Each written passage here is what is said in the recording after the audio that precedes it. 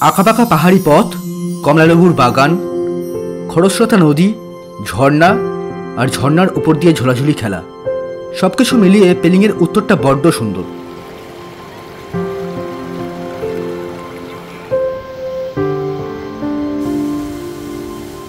রাভাংলার হোটেলে ঘুম থেকে উঠেই সোজা চোখ গেল জানলার দিকে।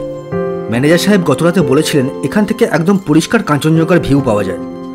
তবে না, ভাগ্য খারাপ। ওইখানে এক টুকরো কাঞ্চনজঙ্ঘা দেখা যাচ্ছে, বাকিটা পুরোটাই আজ মেঘে ঢাকা।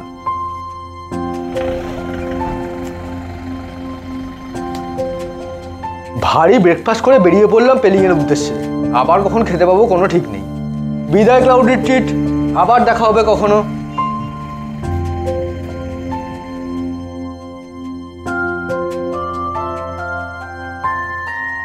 আজ আমাদের সারাদিনের প্ল্যান পেলিংয়ের উত্তরভাগে সাইট সিইং সেরে একেবারে সন্ধ্যায় হোটেলে চেক ইন করা। তবে রাস্তার যা হাল দেখছি, পেলিং পৌঁছতেই বেশ সময় লেগে যাবে। রাস্তার অবস্থা বেশ খারাপ, তার উপরে জায়গায় জায়গায় ধস নেমেছে, সুতরাং গাড়ির স্পিড তো কোনোভাবেই তোলা সম্ভব হচ্ছে না। এই হলো পেলিংয়ের প্রথম স্পট, রিম্বি ওয়াটারফলস, একদম রাস্তার ধারে।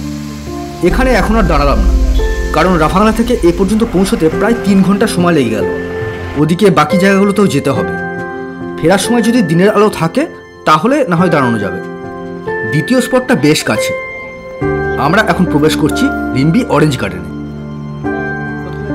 সময়টা শীতকাল, তাই গাছ ভর্তি কমলালেবু।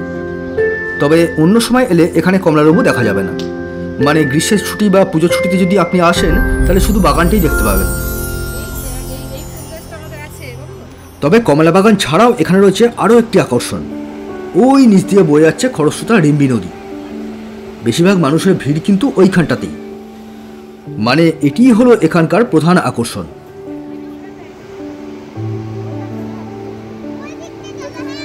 একদম স্বচ্ছ নীল জল, জায়গায় জায়গায় খরস্রোত, বইছে হিমেল হাওয়া। সত্যি সত্যি অসাধারণ অভিজ্ঞতা। রাভাংলা থেকে লম্বা জার্নির পর এতক্ষণে মনটা একটু শান্তি পেল।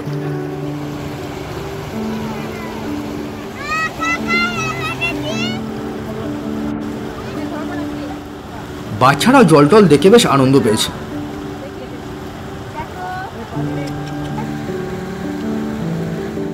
রিম্বি নদীর পাশে রয়েছে ছোট ছোট স্টল, সেখানে বিক্রি হচ্ছে লোকাল হোমমেড ফলের জুস আর ওয়াইন। দোকানিরা সব বারবার ডাকাডাকি করছে। চলুন একবার দেখে আসি তাহলে। ये वाला पीच का है, ये वाला मिक्स फ्रूट का है, ये वाला रोडोडेंड्रन का फ्लावर का है, ये वाला ब्लूबेरी का है, ये वाला जिंजर का है, ये वाली कीवी का है। कीवी का अच्छा अच्छा अच्छा 15 वैरायटी का है सर। 15 का ये सब क्या वाइन? हाँ वाइन, ये सब wine non alcoholic organic natural, इसका नेचुरल अल्कोहल बनते हैं। ये पीच का है। अच्छा। और ये वाला है ग्रेप्स का है। ये वाला लोकल कौन सा है?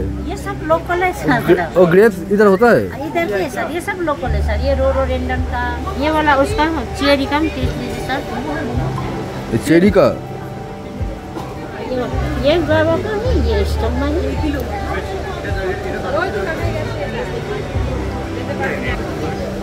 ये वाला करला।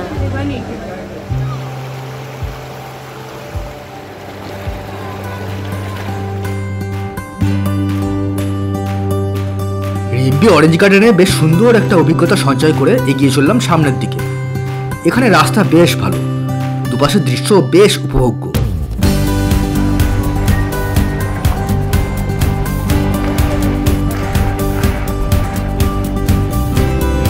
সামনে দেখা যাচ্ছে লাইন দিয়ে গাড়ি দাঁড়িয়ে, মানে এখানে বেশ ভিড় আছে। আর হবে নাই বা কেন? কাঞ্চনজঙ্ঘা ওয়াটারফলস হলো পেলিং সাইট সিইং এর সব থেকে সুন্দর স্পট। রাস্তার ধারে বেশ লম্বা একটা জলপ্রপাত। শীতকাল বলে জলের ধারা বেশ সরু, তবে গতি আছে। এখানে আবার জলপ্রপাতের উপর দিয়ে জিপ লাইনিং করার সুযোগ আছে, মাত্র 100 টাকা। সুতরাং আর অপেক্ষা কিসের, গুটি গুটি পায়ে যাওয়া যাক উপরের দিকে।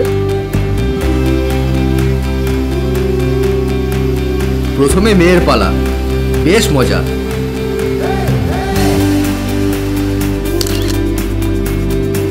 উপর থেকে নিচের দৃশ্যটাও বেশ সুন্দর লাগছে। এবার ফিল্ডে আমার কন্যার মা।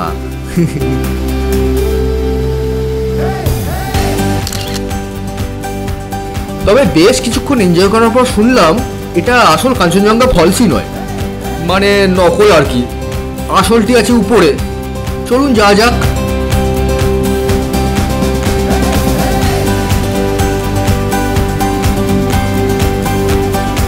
ওয়াও, এটা সত্যি রিয়েল ওয়াটারফলস।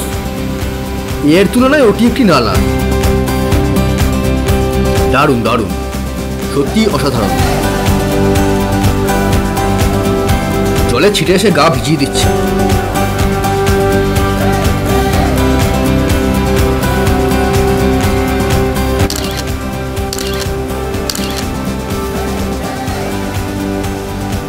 সারাদিন টোটো করে ঘুরে বেড়ানোর পর এবার চললাম হোটেলের দিকে। খেচাপাল্লি লেকের দিকে আর গেলাম না এবারটা, কারণ ওখানে এখন লেক পর্যন্ত নামতেই দিচ্ছে না। কয়েকজন পর্যটকের কাছে শুনলাম অনেক দূরে দাঁড়িয়ে লেকটা দেখে আবার ফিরে আসতে হচ্ছে। ওইভাবে যাওয়ার কোনো যুক্তি নেই, কারণ লেকের কাছ পর্যন্ত পৌঁছতে না পারলে কোনো মজাই নেই। আপনারা যখন আসবেন ভালো করে খোঁজ খবর নিয়ে ওখানে যেতে পারেন। এই হলো আমাদের পেলিংয়ের হোটেল, নাম হোটেল শিম্বু। খুব সাধারণ একটা হোটেল। এই হলো একটি ঘর, সাধারণ বাজেট হোটেল, সেই তুলনায় ঠিকই আছে। এখন ডিসেম্বরের পিক সিজন, তাই ভাড়াটা একটু বেশি লেগেছে বটে, তবে ঠিক আছে। এই হলো আর একটা ঘর। এই ঘরটা জানলা বা সামনের টেরেস থেকে কাঞ্চনজঙ্ঘার একদম পরিষ্কার ভিউ দেখতে পাওয়া যায়, তবে তার জন্য কাল সকাল অবধি অপেক্ষা করতে হবে। ঝটপট হোটেলে চেক ইন করেই বেরিয়ে পড়লাম একটু হাঁটাহাঁটি করতে। বেশ সুন্দর পেলিং শহরটা, পরিষ্কার পরিচ্ছন্ন, একদম ছিমছাম। এবার চলে এলাম পেলিং মেলায়। আমাদের হোটেলের ঠিক পাশেই চলছে এই মেলাটা।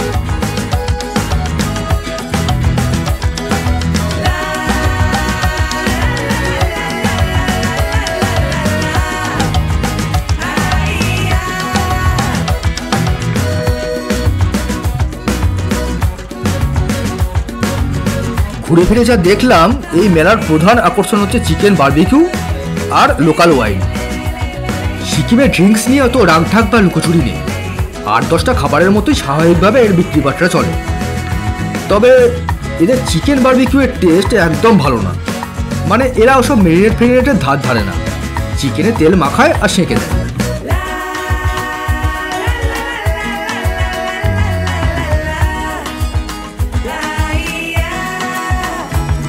পেলিং মেলা উপলক্ষে সরকারের তরফ থেকে আয়োজন করা হয়েছে এই সঙ্গীত সন্ধ্যা। যত রাত বাড়ছে জমে উঠছে। পেলিংয়ের বাকি জায়গাগুলো নিয়ে পরের পর্বে আসছি। আপাতত গান শুনতে শুনতে বিদায় জানালাম।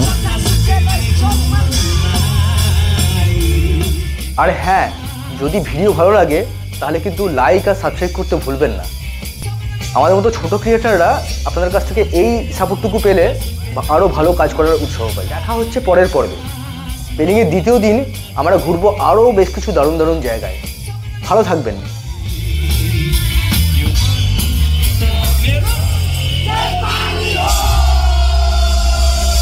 Dice così te la volevo dire.